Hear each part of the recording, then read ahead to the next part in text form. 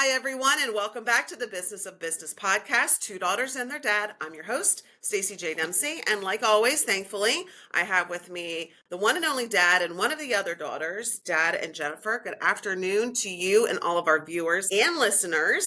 Good afternoon. Good afternoon, everybody. A wonderful guest with us that we're excited to share with you. His name is Ryan Nork, and he is going to share with us his experience into entrepreneurship, a little bit about his business. And so, Jennifer, why don't you tell our listeners kind of how you have introduced Ryan now to our podcast? I had to beg Ryan to come on the podcast. No. We had been talking behind the scenes in the podcast, and I'm like, I have someone I want to ask. I was so nervous because, Ryan, I know how busy you are. But Ryan started coming to the salon, and before we hit record, I meant to look. I wanted to know how long I've been cutting your hair. But he came into the salon. I started cutting his hair. He became a client of mine, and it was super like surface between us. And then good old social media comes into your life, and somehow Instagram knew that Ryan was my client, and he popped up, and I started following him. And once that happened, our relationship changed a little bit here, and I was shocked. I'm like, I cannot believe you have told me so little about yourself. And so the next time Ryan came into the salon, I'm like, you did not tell me that you were into real estate. And guys, top-notch Instagram reels, videos. Like, I was laying in my bed just like one after the other, listening to Ryan talk. So, and then obviously our conversation started to change. And Ryan, I guess, saw my Instagram, and he's like, I didn't know you had a podcast, and what's this podcast about? And so our conversations behind the chair became much different, and we started to learn a lot more about each other. And so I thought Ryan would be a great guest for us, just the more that I learned about him and the things that has accomplished so far. So I'm so excited to have Ryan with us to hopefully inspire some of our listeners to dive in. I know he has inspired me. And my siblings are tired of my phone calls like, you got $10,000 yet? We need something. Because Ryan keeps coming in like, did you do it yet? I'm like, no. And so my next question is going to be, can I please be one of your clients, Ryan? So anyway, so I'm very excited to have him on our podcast to share his story. I think it's an amazing one. The first thing, and honestly, the first thing that I asked him once I knew or started to have an idea what he did was, how did you get involved in investing? I want Ryan to introduce himself, of course, Stace, but can we ask him that first question? Because I love that story that you shared with me, at least. Amazing. Ryan, well, welcome. Well, yeah. And we're all ears. So why don't you introduce yourself and roll right into Jennifer's first question. Awesome. Thank you. Well, I've never gotten a better introduction to that for anywhere that I've ever speak. So thanks, Jennifer. I really appreciate that. And all the same shout outs to you. I think you've been cutting my hair for like 2 years now, and watching your whole business and email marketing, social media, everything you do within the store. It's great. So I really appreciate to grow along with you too. So thank you for that. And thank you for the introduction. For me, I got started in real estate when I was really young. I was 22 and fresh out of college when I first did it. And the reason for it, I went to LaSalle University on a scholarship to play soccer. And when you become a junior, typically people move off campus and live with some friends. For me, I lived with 4 other guys, and we paid rent to the landlord. And after the 2 years, I kind of looked back that I lived in the house, and I was like, we paid this guy $65,000 between the 5 of us just to live in the house. And I looked at the market, and the house price was $165,000 estimate at that time. We left, we referred friends for him to have move in, and they stayed for 2 additional years. So between my 4 years, my 2 and my 2 friends, 2 more years, he almost paid off his entire house with just those 4 years. And I said to my parents, like right out of school, like, why did you guys not just buy a house and have my friends and I live in it instead of paying the rent? Like, they're down the street, they're for sale. Why wouldn't you guys just do that? And they were like, well, we didn't think about it, but obviously we really wish we did. Why don't you go do it? And I kind of laughed at them like, okay, I'm 22. There's no way I'm going to be able to do this. I don't even know how. I have no idea how to get started. What's a mortgage? Like, how do you even pay one of them? And so one night I was out with a couple of my other friends, and one of my best friends owned a construction company, and him and his dad kind of started a construction company when we were still in high school. And I was telling him about it. I'm like, dude, we could do this and buy a property and rent it out to kids. And he was like, well, why don't we go tour it tomorrow? So I'm like, seriously? Like, you want to go tour it tomorrow? So that wound up being, we actually did. We found one in that LaSalle University area, went, toured it, and made an offer within the next 2 days. We had a house by the end of the year. And so challenges came with that, of course, like us trying to find a mortgage with combined 3 months of work history at the time. We were denied by almost every bank. Hard money lenders were trying to make us pay 14, 15% interest rate. And so the challenges did start immediately. But luckily, there was a bank, a regional bank up in Pennsylvania. And they were like, we're going to take a shot on you guys. And so now it's worked out great for them because they have millions of dollars of our loans. And so we're thankful to them and we stay with them. And it's been great ever since then. So basically, just wound up getting lucky, having that one friend that was equally as determined as me and wanted a partner in business, and kind of the whole backstory of being there already. We just jumped right into it. It's been great. Very cool story. When I hear you tell this story, what I hear is, you kind of started seeing the opportunity that maybe someone else was doing. And also what I hear is that, well, if this person can do it, I mean, I can probably do it too. And I think that's very inspiring, especially for our listeners and viewers, because a lot of that self-realization happens. But I love that you just went for it, because so many people get hung up on there's going to be way too many challenges. And you were like, let's do it. That's what do we have to lose? So that's amazing. So obviously, this opportunity, you started looking into this. What would you say were, kind of the learning things about the business side of that I'm sure you did maybe some research, but what was kind of the business side of things that you started to learn? Yeah, and this could kind of sound cliche, but I listen to audiobooks because I don't love reading. So podcasts, audiobooks, that's kind of my thing. So I'm happy to be here. And I was constantly trying to find business podcasts that would teach me something. And I came across the book Rich Dad, Poor Dad. And so anybody who invests in real estate has probably read the book Rich Dad, Poor Dad. But for me, that was like a moment in my mind that was like, I don't want to work for somebody else forever. And I looked at real estate and it was just, I don't have to spend my full day or my full time working and building somebody else's business. I want to build my own business. And so within Rich Dad Poor Dad, he teaches that you only have a certain amount of time. You only have a certain amount of days and of your life. So you don't want to trade and be in this rat race, because when you work for somebody else, you're only building their business, not your own. And so when it is your own business, the harder you work, obviously, the more money you make, the more growth you have. And so just through these different podcasts and books, that's how I kind of learned I really wanted to start my own thing and not do it for somebody else. It's amazing.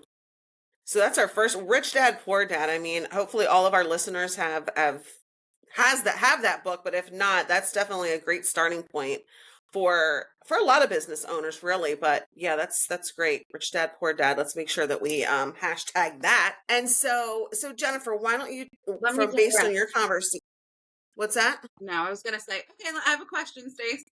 Yes, that's what I was going to say. I can feel it through the sister vibes here that you're like, Stacy, zip it. I got questions. So Think that story of how Ryan started. Number one, he was 22 years old. I can relate because I started my business when I was 26. And so when people hear that, they're like, what? To know a little bit deeper, what was that challenge like for you when the banks were telling you no and you really didn't know what you were doing? I feel like as entrepreneurs, we're kind of always looking for someone to tell us exactly how to open a business or exactly how to run a business.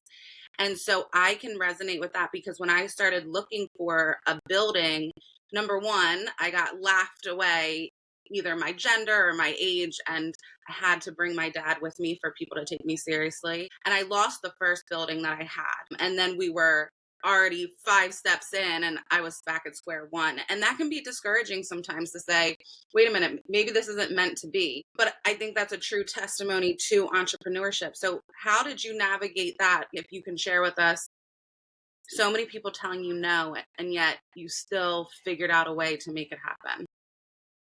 Yeah, that's a really good question. And I mean, I think it comes back to how determined you are and like what is your why. So if you ask yourself why you want to do it, that makes doing it a lot easier, not just necessarily what you want to do. And there's always problems in business, whether it's getting started and you don't, your first problem is going to be how do you set up an LLC? How do I set up a website? And eventually you're going to learn like 2 years down the line that more problems happen. There's always the next problem. So it's really how do you approach problem solving and like critically think to get those problems solved. Like you're going to have a new A plus problem, and that problem is at one point something that you wanted. Like that problem now, my A plus problem now, I don't know how to, I'm having problems tracking the DMs that I get on Instagram to get new clients. And if I look back 6 months ago when I was still at like 40,000 Instagram followers, this is the problem I wanted. I wanted so many leads that I didn't know what to do. And so it's that portion of being willing to keep going through and fighting through the problems, but it all comes back to what's your why. And so for me, my why is I want my family to be able to see as much as the world as possible. And the better I do in business, the more houses I get, the more passive income I'm receiving, the more places my family is going to go throughout our lifetime. And so to do that, though, you can't do it on your own. It's impossible to know everything and achieve all of that with the amount of hours that you have in the workday. So that's hiring the right people, that's purchasing the right mentors, that's listening to people who have paved the way before you. So for you, Jennifer and Staci, like your dad has done it. That is so nice to be able to have him as a resource, have been in business for that many years. And so it's finding them. And I always think like you're only 2 or 3 calls away from somebody that does know the answer.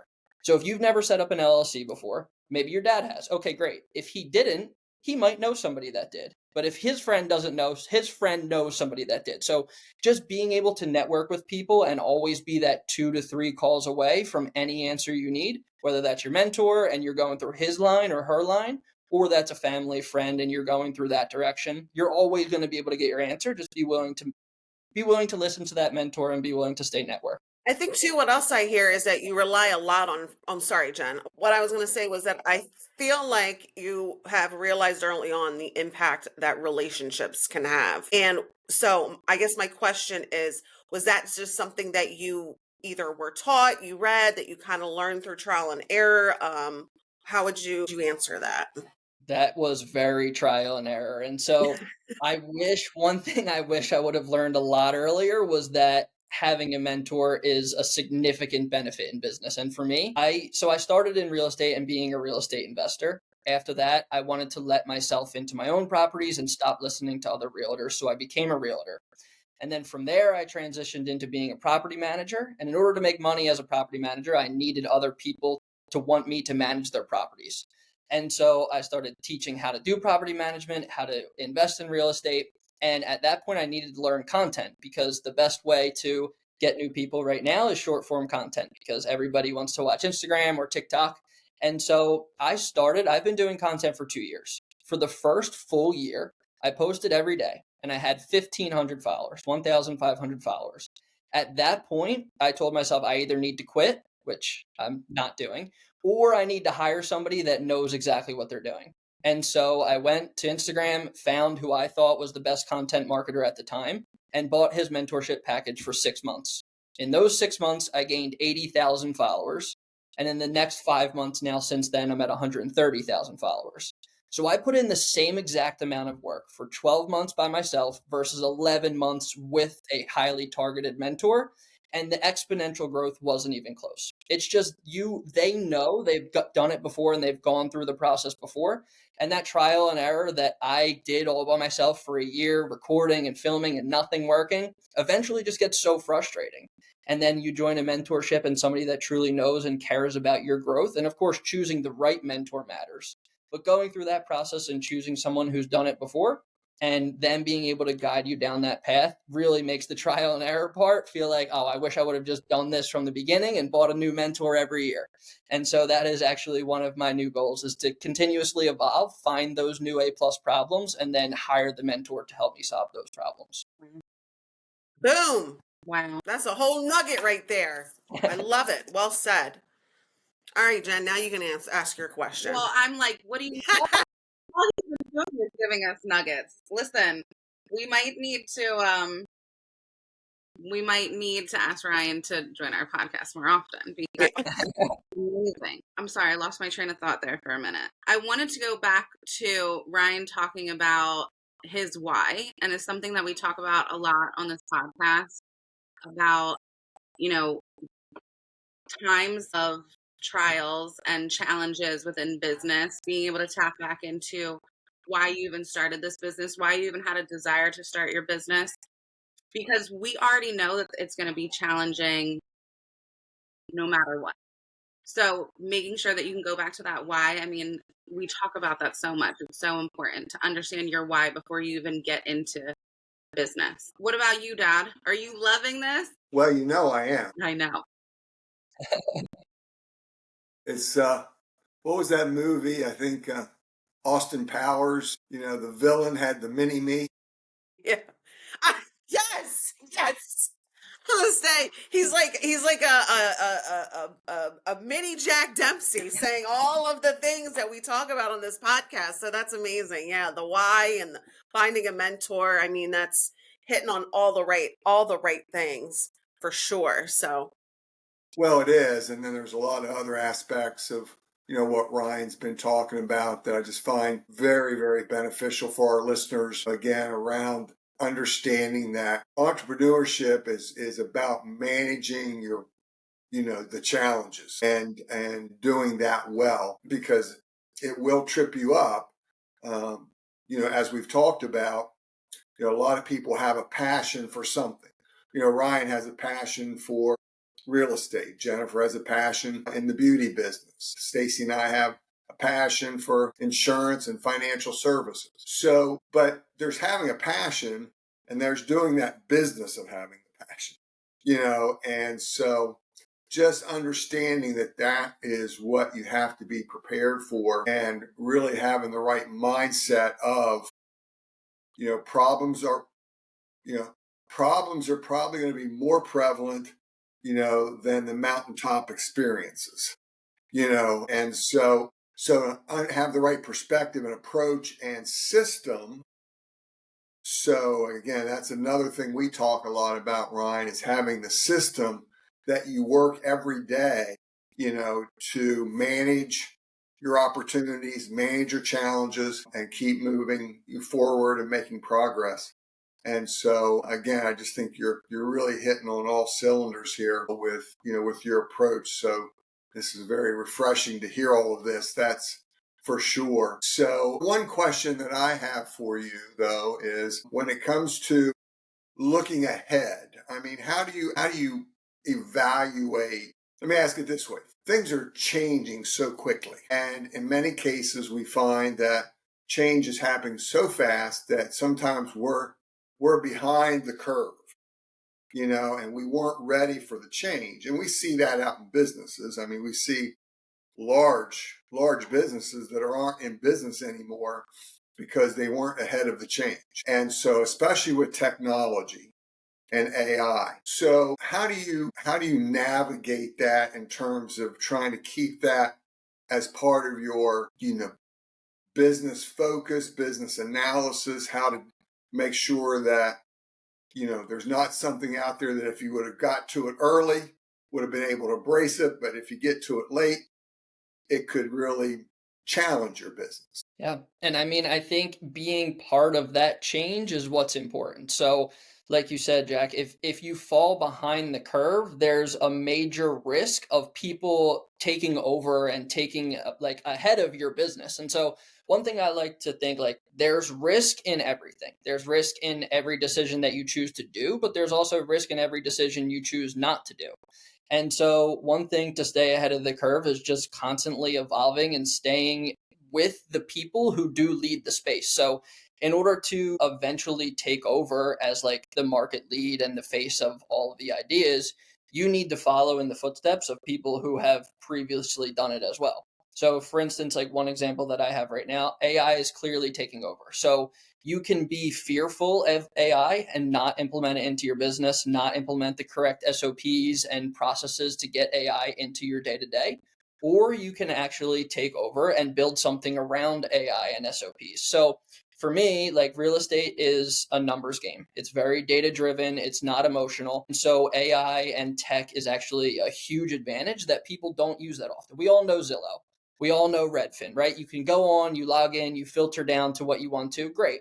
But I actually just hired a Python developer to my team to fully scrape all the data from Zillow and then run back end checks and make different equations to recommend properties to someone who's looking in any specific city. So for me, one of the things that was taking most of my time when I get new clients is helping them find the best property in the area. How do you look at cap rate? How do you look at cash flow? Do they pass the 1% rule? So I decided to have somebody that's highly skilled in the AI and Python languages come into my business and help me build that area, because I know I can't code in Python. I can't script an AI bot, but he can. So I built the right people, and bringing the right people in to stay ahead of those things is what's really important. And so we're working together right now to develop exactly that. Use the AI tools that exist with previous and data things that everybody already knows, Zillow, but stay ahead and lead the industry in turning somebody's 5-hour search down into 5 minutes. And so it's the things like that. When you're willing to ingest those into your business, that's what's definitely going to keep you ahead. Excellent. Another question I have, it sounds like you understand the importance of reinvesting back into your business. One of the things that we've shared, it's been a while now, is what's called the sigmoid curve. Have you ever heard of that? No, can you explain it to me? Sure. The sigmoid curve is, you're starting a business here. We know there's going to be an initial dip, right? The learning curve, the cost, the challenges. So it's going to dip. And then you start to have growth and you're starting to move up the growth ladder. Well, is at what point going up the growth do you reinvest and start another curve? Yeah. And so the challenge is depending on how long that trough was, some people are like, oh, finally, I have growth. I can start, I'm making some money. I can start doing some other things. And those other things might be more on the personal side, and lifestyle. And next thing you know, they're using their profits and their cash flow for lifestyle. And they don't reinvest. And then then the curve comes over on itself and you're behind the 8 ball. So it sounds like you've got a good understanding that now that you're starting to grow a little bit, it's not time to start putting money in your pocket. It's time to start reinvesting, for that next level of growth. Would that be correct? That's very accurate. The goal is never to just play the game, it's to win the game. And so in that comes bringing in the right people, comes bringing in the right softwares and systems that you put in place, and always reinvesting inside the business. And it is important to remember why you started originally. Like, you didn't start the business so that you could work 150 hours a week. It goes back to your why and what you ultimately want to do. And of course, rewarding yourself for the wins along the way is highly important, but also comes with adding people and reinvesting into your teams and building a business that kind of runs like you want to focus on the highest leverage part of your business. There's always going to be something that you really need to dive deep into and get that highest leverage point. And then at that point, it's time to, okay, let's hire to backfill me out of there. And then that's, I think, what you're talking about that curve going back up. Okay, we're doing well. Now let's get me out of there and go into the newest, highest leverage portion that I need to go fix that area. And so it is that kind of constant work all the hours right here. Okay, we're seeing reward, back out. Okay, work all the hours here, see the reward, back out. And so that constant reinventing of the flow, I completely agree with you. Excellent. Well, I'm glad you do, because it's the way it works and you've already embraced that. So congratulations. And I'm hoping, that our listeners are really taking that in, because I just see all too often in our business and others, that reinvestment, like you said, was not made. And now, change is hitting. They need to make the change. Changes are a lot more expensive because you didn't pay the price, you didn't make the investment early on, and now your spouse is sitting there saying, well, what do you mean we can't do this and do that? we were. It's like, well, I got to spend this money over here. Then the tension starts, right? So, you just making that reinvestment is just critical. And I know that's one of the things, at Dempsey Weiss, we've been doing it now for north of 35 years, and we're still doing that. So it's not like it really ever comes to an end, right? You still have to be ready to do that if you're going to have continued growth. Yeah. So Ryan, as we I know we could probably, sounds like we keep talking all day and whatnot, but one of the things that I wanted to ask you, because obviously you're very driven right now. So how would you, or how are you, balancing growth and sustainability of your business, but also personal well-being? Yeah. I think I've heard something again on like a business podcast, and I learn a ton from business podcasts, which is again why I love your guys. But so for me, you can spend all of your hours doing something, and then you're 100% into it. You spend 100% of your hours. But if you back out and think about it, no one's ever going to be as good as you or as driven as you as the owner. So you can't hire somebody and expect them to take over your role completely. But 70 plus 70 equals 140. So if you hire two people that are each 70% of you, they're actually doing 40% better than what you would be doing. And you now go focus on something else. And so I think that's what's extremely important is when you realize and when you have an SOP and when you do follow standardization and systems, and then you can teach somebody else to do the repeatable actions so that you no longer have to do it, and you hire somebody into that role, then it really gives back to your well-being, gives back to the growth of the future, because then you go attack that high leverage problem that we were kind of just talking about comes back up. And so the continuous repetition and cycle of that is always important.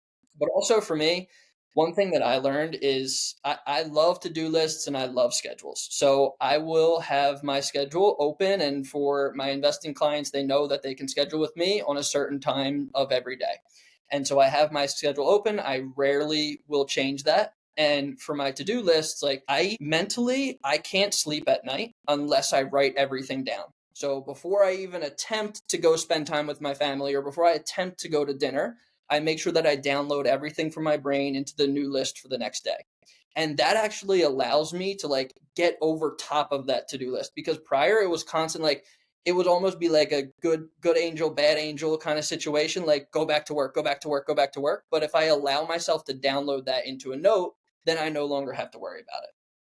And one thing that I also majorly benefited from to get out of that, like from shifting from work life to into my personal, and is hiring somebody and thinking about bringing somebody onto your team that's in a time zone ahead of us. And so that way, when I'm going to sleep, I am able to download my notes and get assistance from somebody that's waking up in Asia at the current time. And that way, when I wake up the next day, I know that some things were continued as I kind of winded down and fell asleep. They're continuing the process for me. And like I said, I'm not expecting someone to be 100% of me. But even if they're 60, 70% of what I can do in those tasks, they're continuing moving that needle forward while I'm sleeping. And that kind of gives me the reassurance of, okay, go enjoy your time, go work out, go eat what you want, like, and do that time for myself. And that really allowed me to kind of shift between work mode and personal mode when I do need to. That's amazing. That's great. I love the download everything from my brain. Um, because wow, should I do that more often? But that's an amazing tip. And then also, for those that that suggestion could work, that having someone that, even if it's maybe they like to work at night, Right. Right. it doesn't even have to be Asia, but maybe it's, someone that, wants to work and have, a later part-time job or something to that effect. That's an amazing idea.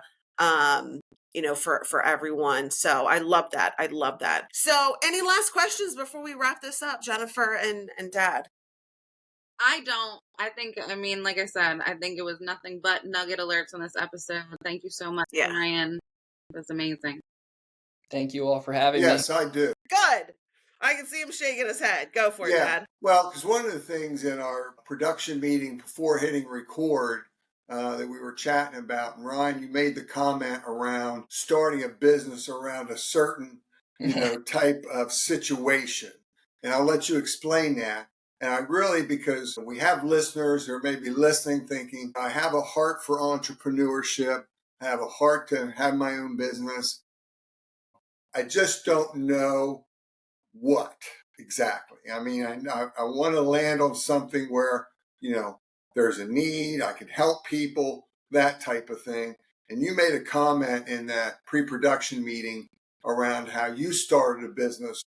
What can you explain that for us? Yeah, thanks, Jack. That's a good point. So I always think to myself, like, there are multiple lines and avenues of businesses that can benefit your own business. And when you're thinking about starting something, and what allowed me to start multiple businesses is I always sit back and analyze what is the most expensive thing and what's costing me in my business.